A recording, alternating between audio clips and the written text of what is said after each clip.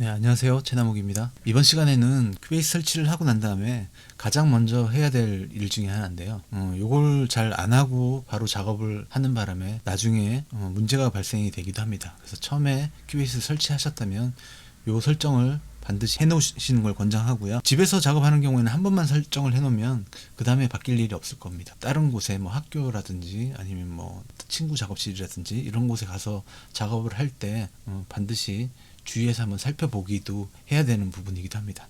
상단에 보면요, 스튜디오라고 있습니다. 예전 큐베이스 5나 뭐 6, 7까지도 그랬던 것 같은데요. 그런 버전들에 보면 스튜디오라고 되어 있지 않고 디바이스라고 되어 있습니다. 자, 그럼 여기 스튜디오를 한번 들어가 보겠습니다. 스튜디오에 들어가 보면 오디오 커넥션이라고 있어요. 소리가 나지 않을 때 제일 먼저 살펴봐야 되는 곳 중에 하나고요. 단축키는 F4번입니다. 그리고 밑에 보면 스튜디오 셋업이라고 있어요. 예전에는 디바이스 셋업이었습니다. 자, 이름이 바뀐 거죠. 그래서 스튜디오 셋업 여기를 먼저 들어가신 다음에요. 들어가셔서 보면 스튜디오 셋업이라고 나옵니다. 그림도 많이 바뀌었네요. 여기 보면 아시오 드라이버라고 있어요. 아시오 드라이버. 여기 보면 처음에 설치를 하고 나면 PC의 경우에는 제네릭 뭐뭐뭐뭐 이렇게 써 있는 드라이버가 잡혀 있을 거고요.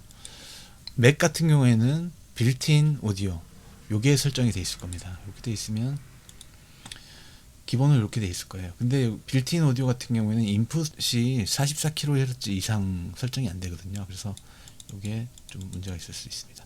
자, 여기서 중요한 게 PC에서는 제네릭 머시기 드라이버를 쓰면은 레이턴시가 많이 생겨요. 레이턴시가 많이 생긴다는 건 무슨 얘기냐면은 보통 딜레이가 생긴다 이런 말들도 하는데 정확한 말은 레이턴시가 생긴다는 말이에요. 그래서 지연 시간 값이라고 해서 건반을 눌러서 그 신호가 그 오디오 인터페이스나 아니면 사운드 카드를 통해서 컴퓨터로 들어가서 컴퓨터 안에서 뭐 시퀀서를 통한 다음에 시퀀서에서 다시 뭐 여러 경로를 거쳐서 스피커를 통해서 본인의 귀에까지 오는 시간, 이런 지연 시간 값을 말하는데요.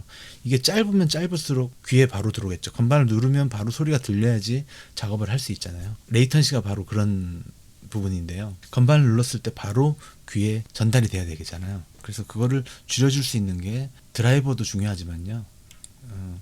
여기 컨트롤 패널에 보면은 레이턴시 값을 줄여줄 수가 있습니다. 버퍼 사이즈를 줄여줄 수가 있는데요. 지금 빌트인 오디오 같은 경우에는 여기 보면 인풋이 44kHz 여기 44라고 되어 있잖아요. 그죠? 요거 이상은 설정이 안 돼요. 44로 작업을 할 수밖에 없는 거고요. 그 다음에 아웃풋은 그나마 48이 있네요. 빌트인 디지털로 뺐을 때.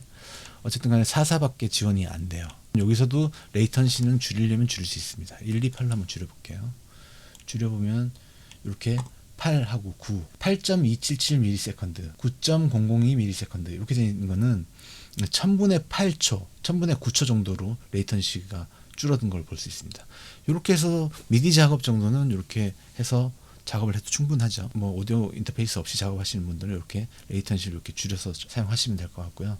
근데 문제는 소리가 왜곡이 될 수 있다는 거예요. 본인의 PC 상태나 맥의 상태가 별로 안 좋다면, 컴퓨터의 상태가 별로 안 좋다면 레이턴시를 버퍼 사이즈를 줄인다고 해서 무조건 되는 건 아니에요. 그래서 오디오 인터페이스, 저 같은 경우 오디오 인터페이스를 강의용으로 SSL2 플러스라는 걸 샀는데요. 요거를 선택을 해주시면 기본이 이렇게 6, 2, 1, 3, 4, 1000분의 6초, 1000분의 4초 이렇게 돼 있죠. 근데 아마 아까 전에 건드려 놨던 것 때문에 그런 것 같아요. 컨트롤 패널로 들어가 보면 128로 돼 있죠. 보통 기본적으로 설치하고 나면 기본 상태가 아마 512로 돼 있을 거예요. 그래서 512로 놓고 보면 1000분의 14, 1000분의 13 이렇게 돼 있어요. 이거 뭐 합치면은 1000분의 한 27, 28 정도의 그 레이턴시가 생기는 건데, 이 정도 되면 실제로 건반을 누르면 살짝 늦게 밀린다는 느낌이 들어요. 그래서 이것도 마찬가지로 컨트롤 패널을 눌러서 256 정도로 바꿔주시면 소리 왜곡 없이 들을 수 있을 것 같습니다. 자, 이렇게 설정을 하고요. 그러면 뭐 버퍼 사이즈를 더 줄여야지 해가지고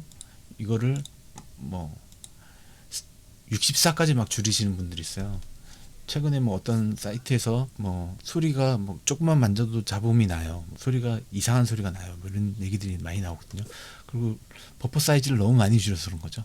버퍼 사이즈를 너무 늘리면 레이턴시가 심하게 생기고, 오히려 또 너무 줄이면은 왜곡된 소리가 날 수가 있습니다. 그래서 요거는 자신의 컴퓨터의 사양에 맞게 적정값을 찾는 게 가장 중요할 것 같습니다. 작업하기 적당한 레이턴시와 소리가 왜곡되지 않는 선까지 맞춰서 사용하시는 게 좋습니다. 무조건 줄인다고 좋은 게 아니에요. 자, 이렇게 하면 세팅이 끝나죠. 자, 근데 여기서는 보면 하드웨어 샘플 레이트가 44.1이라고 돼 있어요. 44.1kHz까지 우리가 작업을 한다고 생각하면 되는데, 요게 무슨 얘기냐면은 가청 주파수라고 하는 게 있어요. 그러니까 들을 수 있는 주파수 영역대, 그 사람이 들을 수 있는 주파수 영역대가 20Hz에서 20kHz까지 들을 수 있습니다. 근데 뭐 44kHz까지 필요한가 이렇게 생각할 수 있지만, 아날로그에서 20kHz면 이걸 디지털 방식으로 바꾸려면 컨버팅이 필요해요. 그래서 컨버팅 과정에서 시간을 얼마나 잘게 쪼개느냐가 바로 샘플 레이트를 말하는 건데요. 여기서 이제 그 샘플 레이트는 가청 주파수 대역을 모두 이제 디지털화 시키면 적어도 그 2배가 필요해요. 샘플 레이트가 2배 이상의 샘플 레이트가 필요하다는 거죠. 그러면 20kHz의 주파수를 가지는 소리의 정보를 듣기 위해서는 40kHz대의 샘플링, 40kHz까지 샘플링 레이트로 녹음을 해야 된다는 소리예요. 그래서 CD 음질을 보면 44.1, 44,100Hz인데요. 그러니까 44.1kHz겠죠. 1초를 44,100개로 이렇게 쪼개서 각각의 나누어진 부분에 대표값을 줘서 디지털화 시킨 거라고 할 수 있죠. 말이 좀 어렵나요? 그래서 일단 CD 샘플 레이트는 가청 주파수의 2배 이상이니까 우리가 들었을 때 뭐 원음과 거의 흡사하다라고 할 수 있죠. 실제로 원음은 아니겠지만 사람이 귀로 들었을 때 그 위의 주파수는 잘 안 들리니까 원음처럼 들린다. 사람이 들었을 때는 원음처럼 들린다고 할 수 있어요. 그래서 CD 음질 자체를 보면 44kHz로 되어 있습니다.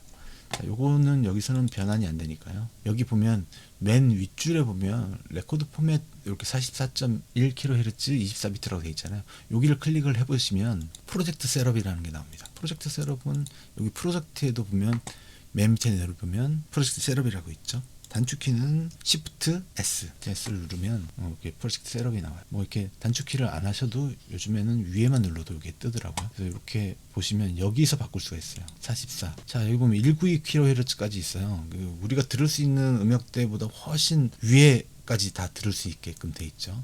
물론 이걸로 작업을 하시면 음질이 더 좋다는 거는 명확한 사실입니다. 하지만 우리가 192까지 해서 하는 거는 뭐 큰 녹음실, 그 HD, 프로툴 HD를 사용해서 녹음하는 녹음실이 아닌 이상이야 이렇게까지 해서 할 필요는 없을 것 같고요. 요즘에 보면 음원 서비스 보면 96으로 서비스하는 곳들도 있죠. 그런 것들은 실제로는 96kHz의 음질을 우리가 듣는 거라고 할 수가 없어요. 왜냐하면 거의 대부분 48로 작업을 하는 프로듀서들이 대부분이기 때문에요. 뭐 192, 176, 뭐 96까지는 필요 없을 것 같아요.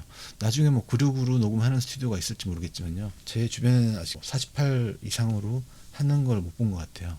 그래서 48로 하면 나중에 마스터링 스튜디오에 48kHz로 된 거를 보내고 요걸 가지고 이제 마스터링을 하는 거죠. 마스터링해서 CD를 만들 때 44kHz까지 들을 수 있게끔 마스터링을 하게 되는 거죠. 그렇기 때문에 집에서 작업할 때는 48 이상, 48 정도만 해놓고 작업을 하시면 될 것 같습니다. 그리고 24비트로 제가 설정을 해놨는데 CD 음질은 4416이에요. 우리가 집에서 작업할 때는 48, 24 정도로 해놓고 작업을 하시면 되는데, 여기서 24비트는 무슨 얘기냐면은 소리 한 개를 표현하는데 데이터 양이라고 보면 표현이 좀 적절한지 모르겠지만, 만약에 원이 있다고 치면 원이 있는데 16개의 동그라미를 가지고 원을 만들려면은 테두리가 삐뚤삐뚤하겠죠. 근데 이게 24개로 만든다고 하면 16개보다는 좀 테두리가 더 원에 가깝게, 원형에 가깝게 유지가 되겠죠. 그런 느낌이라고 보시면 될 것 같고요. 물론 이것도 64비트라면 훨씬 더 좋은 음질의 결과를 얻을 수가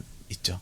하지만 우리가 귀로는 들을 수 없는 부분이고요. 집에서 작업하실 때는 24비트 정도까지만 하시면 될 거예요. 그래서 나중에 MP3나 CD로 만들 때 44에서 16으로 했을 때 음질 손상 없이 들을 수 있게끔 하기 위해서 기본적으로 작업하는 세팅은 48에 24로 세팅을 하시면 무난할 것 같습니다.